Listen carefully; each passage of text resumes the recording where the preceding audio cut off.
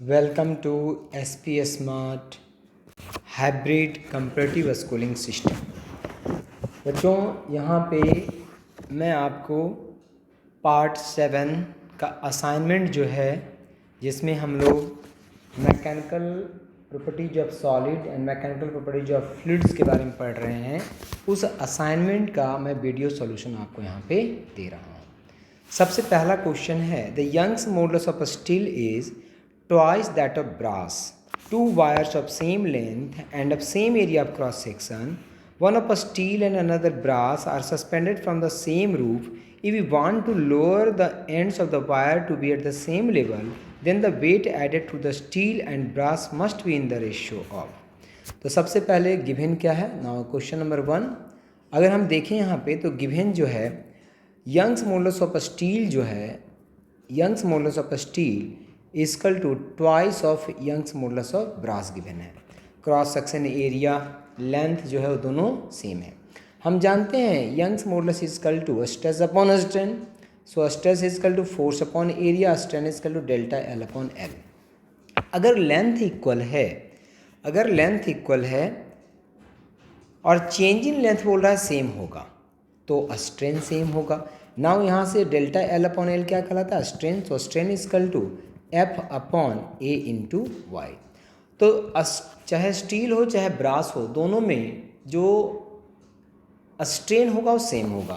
तो हम लिखेंगे force, this is the force in steel, अगर स्टील की बात करें, divided by area of steel into Young's modulus of steel equal to force in brass divided by area of brass into Young's modulus of brass.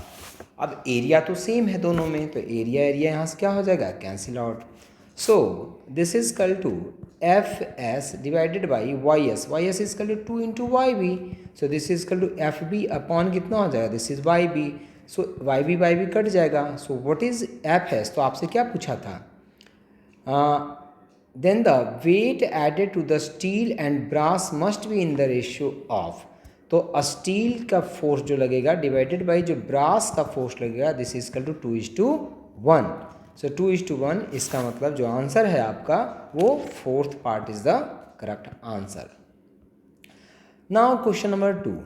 Question number 2 में कहा है आपसे कि 2 wires are made of same material, same material से बना हुआ है। इसका मतलब क्या है? यंग्स मॉडुलस सेम है। Have the same volume, volume भी सेम है। The first wire has cross section area A and the second wire has cross section area 3A। Let एक P है और एक Q है, तो यंग्स मॉडुलस दोनों का कितना है? Y। एक का क्रॉस सेक्शन एरिया A है तो दूसरे का क्रॉस सेक्शन एरिया कितना है? 3A है।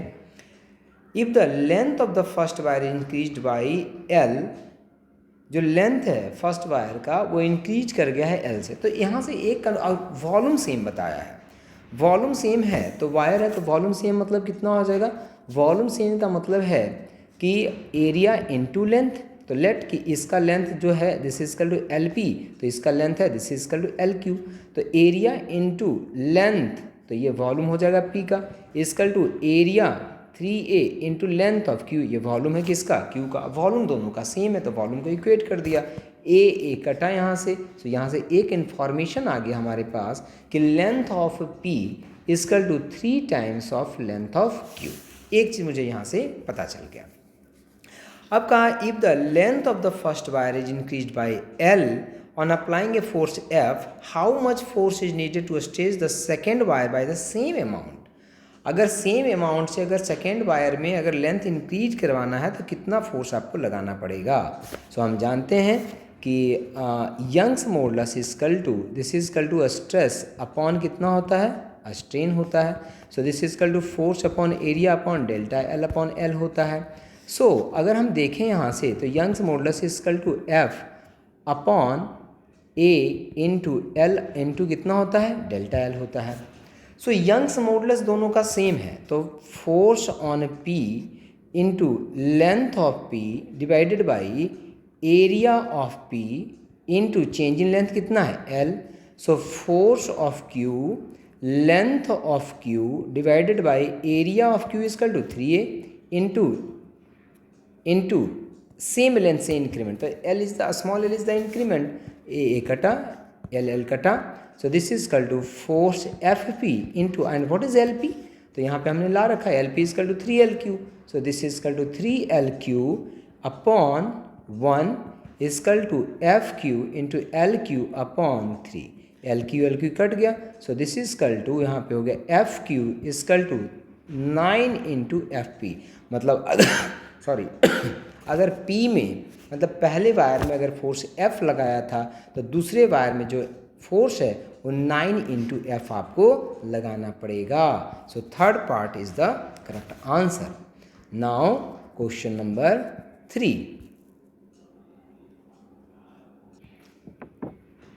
नाउ क्वेश्चन नंबर 3 में a certain number of spherical drops of a liquid of radius r coalesces to form a single drop of radius capital R and volume V. If T is the surface tension of the liquid, then energy is what? Energy क्या? तो let n drops each of radius r coalesce to form a big drop of radius r. So volume of n drop is equal to volume of the big drop. So volume को जब equate करेंगे तो radius का relation आ जाएगा, और radius का relation आ गया यहाँ पे n is equal to r3 upon r capital R का क्यूब अपॉन स्मॉल r का cube. Volume of the big drop is equal to 4/3 pi r cube. Initial surface area of the n drop is equal to, तो this is n into 4 pi r square, so this is equal to n की value into 4 pi r square, so this is equal to, इसको हमने यहाँ पे value put किया तो ये आ गया यहाँ पे। Final surface area of the big drop is equal to, so this is 4 pi r square, so ये आ गया सरफेस एरिया।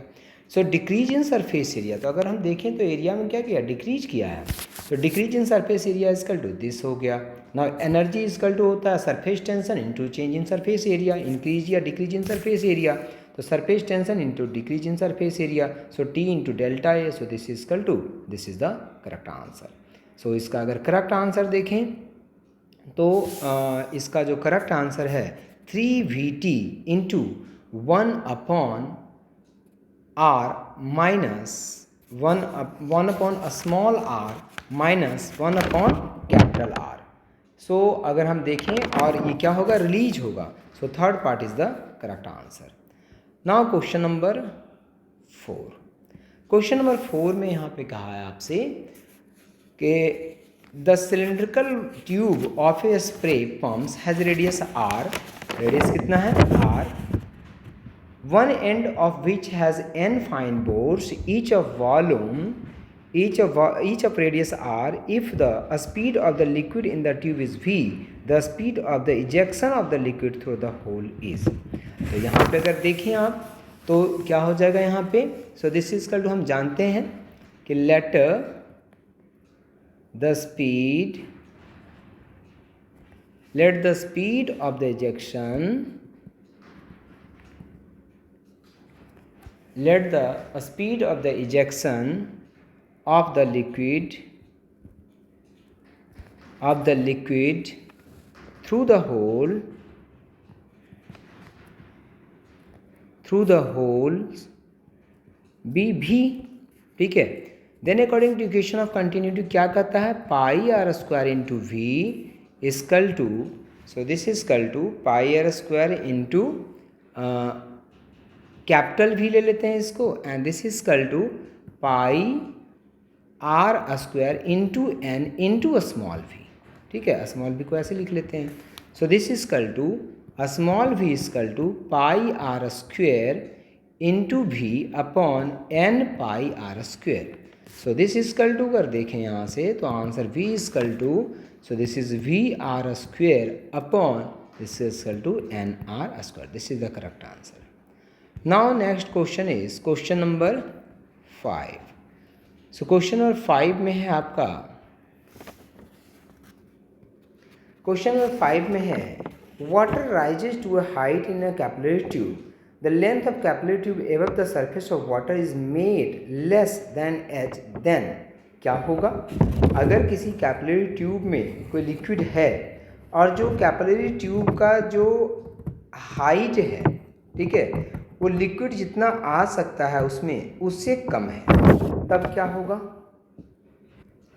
तो ऐसा नहीं है, कई बार बच्चे सोचते हैं कि लिक्विड जो है बाहर फ्लो करना स्टार्ट कर देगा, नहीं, water will not overflow, water will not overflow, water will not overflow but will change its radius of curvature.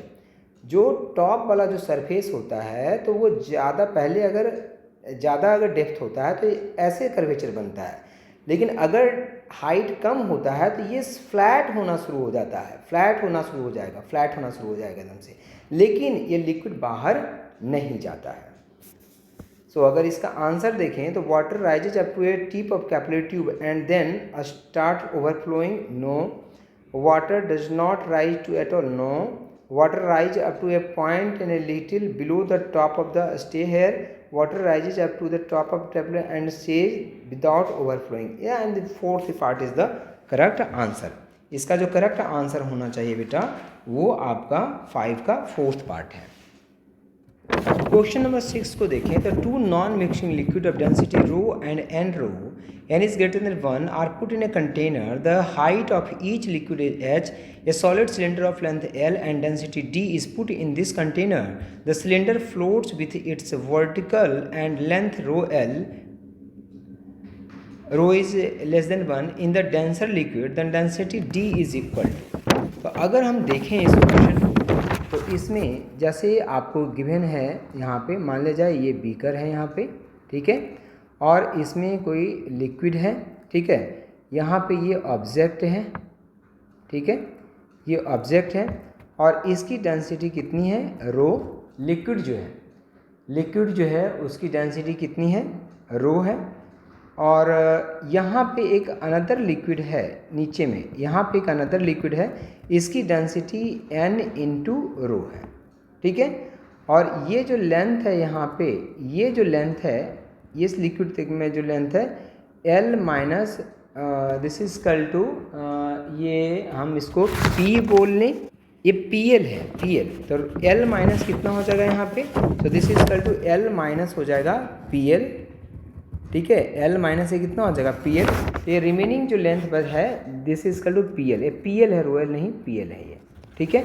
Now weight of the cylinder is equal to upthrust by two liquids, so this is equal to L into A into D into G and this is equal to कितना हो जाएगा, so upthrust लग जाएगा, this is equal to N into rho into PL into A into G, so this is equal to, अगर यहाँ से इसको solve करें तो सॉल्व करने के बाद आ जाएगा एंड प्लस इसके अलावा भी तो लगेगा, एंड प्लस यहाँ पे और लग जाएगा आपका, क्योंकि वेट भी हमें लेना पड़ेगा ना यहाँ पे, so this is equal to rho into L minus PL and plus AG।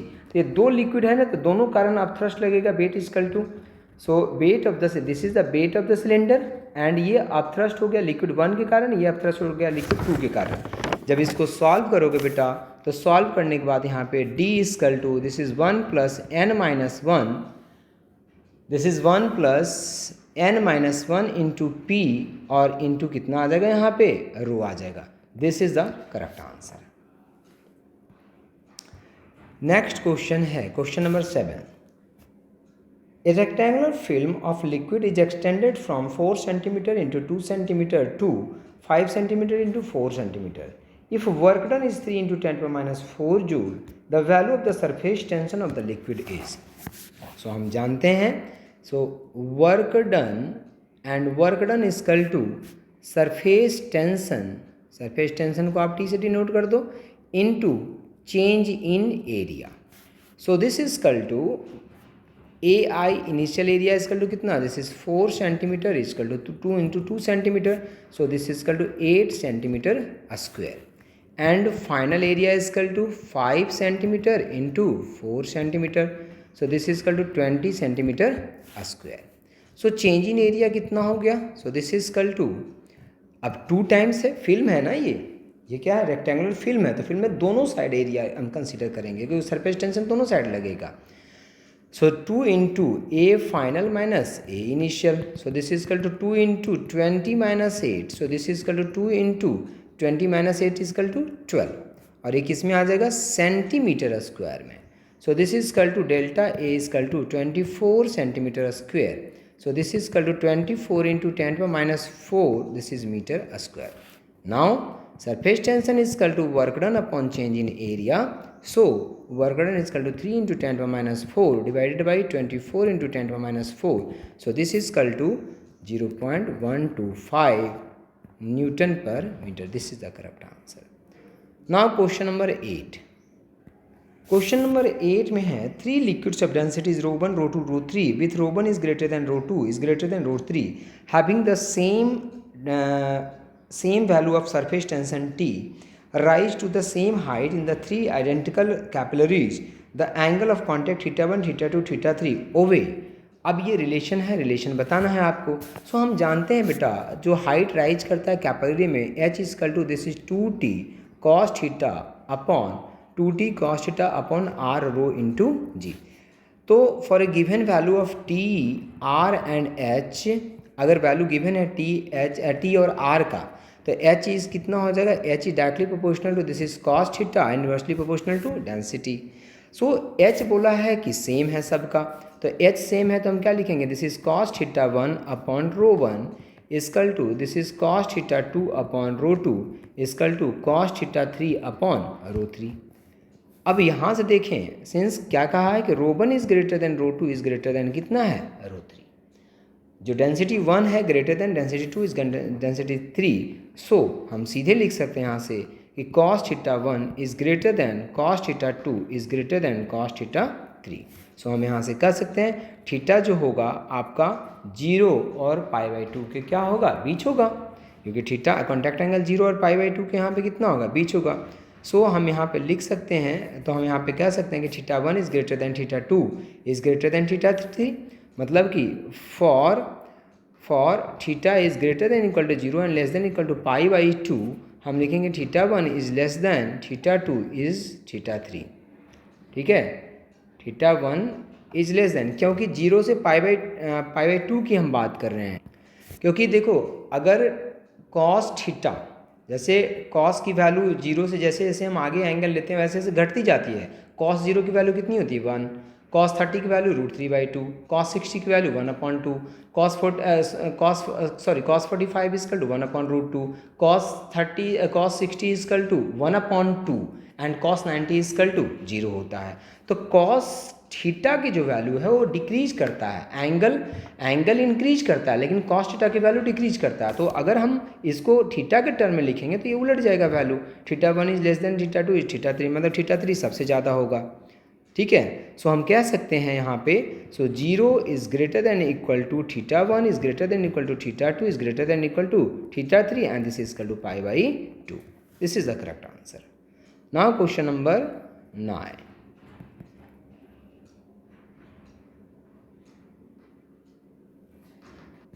Question number 9 को देखें तो क्वेश्चन नंबर 9 में है a small hole of area of cross section 2 millimetre square is present near the bottom of the fully filled tank, open tank of height 2 metre, taking G equal to 10 metre per second. The rate of flow of water through the hole. हम लोग जानते हैं बेटा velocity of efflux हमने पढ़ रखा है. तो वेलोसिटी ऑफ इफ्लक्स के अकॉर्डिंग अगर कोई होल है h हाइट नीचे, तो v equal to root under कितना होता है, दिस इक्वल टू 2gh होता है.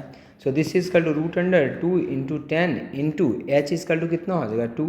सो दिस इक्वल टू 6.32 metre per second. Now discharge जो बोल रहा है आपसे निकालने के लिए यहाँ पे वॉल्यूम ऑफ लिक्विड फ्लोइंग, जिसको हम डिस्चार्ज बोलते हैं, तो Q इक्वल टू कितना हो जाएगा a into V. So this equal to area equal to कितना हो जाएगा, सो एरिया आपको गिवन है 2 into 10 to power -6 into velocity 3.6.32. Calculate करोगे तो 12.6 into 10 to power this equal to -6 10 to power -6 and this equal to metre cube per second. This is the correct answer. Now question number 10.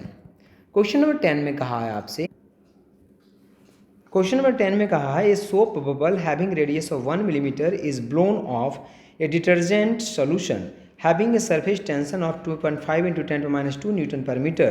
The pressure inside the bubble bubbles equals at a point Z0 below the free surface of the water in a container, taking G is equal to 10 meter per second square. Density of water is equal to 10 to power 3 kg per meter cube. The value of Z0 is. तो देखो the pressure at A point Z not below the surface of water कितना हो जाएगा, the pressure at A point Z not below the surface of water, so this is equal to pressure is equal to P Z naught ऐसे लिख लेते हैं. So this is equal to P naught plus H rho row ji H होता है ना, रो G into H के जगह पे कितना हो जाएगा, जेड नॉट हो जाएगा. Also pressure inside a soap bubble कितना होता है, तो pressure inside a soap bubble this is equal to P and P is equal to हो जाएगा P naught and plus this is equal to 40 upon R हो जाएगा. सो दोनों को इक्वेट कर दीजिए, दोनों का बोला प्रेशर इक्वल हो जाएगा. So this is equal to P naught plus 40 upon R is equal to P naught plus rho G Z naught. सो यहाँ से जब सॉल्व करोगे तो Z naught is equal to आपका 40 upon 40 divided by rho G into R. So value put करोगे तो 1 centimetre आपका आंसर यहाँ पे आएगा. Now question number 11.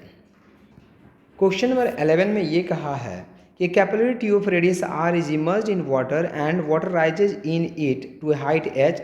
The mass of the water in the capillary is 5 gram. Another capillary tube of radius 2r is immersed in water. The mass of the water then rise in this tube is. So हम यहाँ से अगर solve करें इसको तो force of surface tension balances the weight water in the capillary tube, ये तो सभी को पता है. So this is equal to force equal to कितना होता है, this is equal to T cos theta into this is equal to 2 pi R होता है.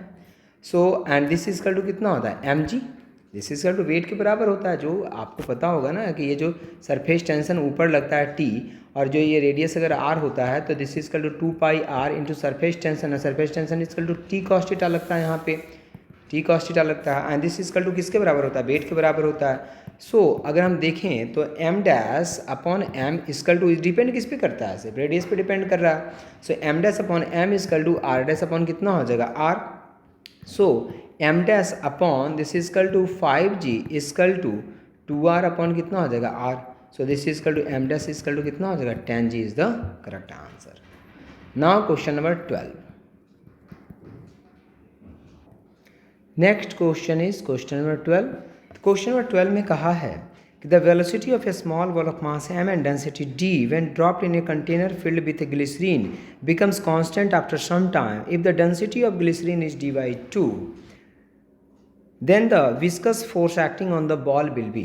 तो ये देखो यहाँ पे ये दिखा रखा है, ठीक है. जो फोर्सेज लगता है डाउनवर्ड में mg लगेगा वेट, ऊपर दो तरह का फोर्स लगता है, एक बॉयंसी लगेगा और एक स्टोक फोर्स लगेगा. So this is equal to mg is equal to F A plus F B, ठीक है, F B plus F V. So acceleration is equal to 0, constant velocity से मूव कर रहा है तो F V is equal to कितना हो जाएगा M G minus F B.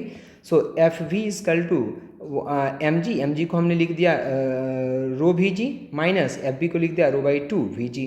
So this is equal to when V is the volume of the ball, so F V is equal to M by 2 into कितना आ गया, G is the correct answer.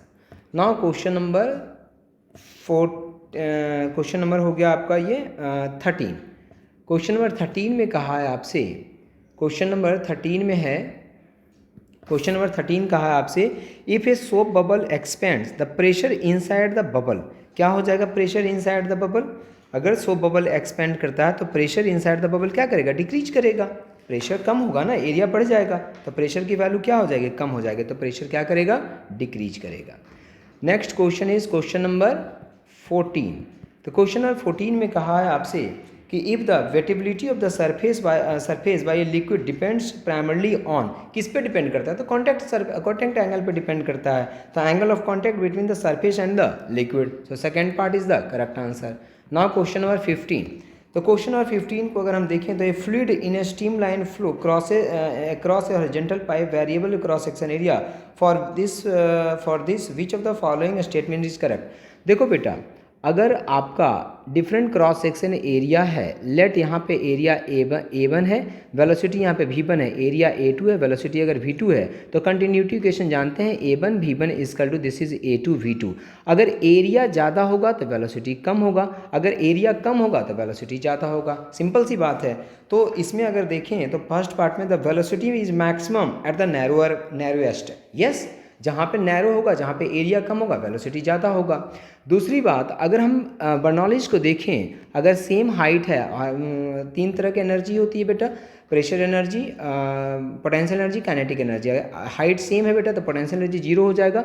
So this is equal to, अगर हम यहाँ पे लें तो pressure energy P + 1/2 rho V square, and this is equal to क्या होना चाहिए, कांस्टेंट। तो अगर वेलोसिटी फर्स्ट पार्ट में ही देखें तो क्या लिखा है कि pressure is maximum at the widest part, जहाँ पे वाइडेस्ट पार्ट होगा तो वेलोसिटी क्या होगा, कम। अगर ज़्यादा एरिया होगा, वाइडेस्ट मतलब एरिया ज़्यादा होगा, एरिया ज़्यादा होगा तो वेलोसिटी कम होगा, और वेलोसिटी अगर कम होगा बेटा तो वहाँ पे प्रेशर क्या होगा, ज़्यादा होगा। तो फर्स्ट पार्ट जो है इसका आंसर करेक्ट है। The velocity is maximum at the narrowest part of the pipe and the pressure is maximum at the widest part of the pipe.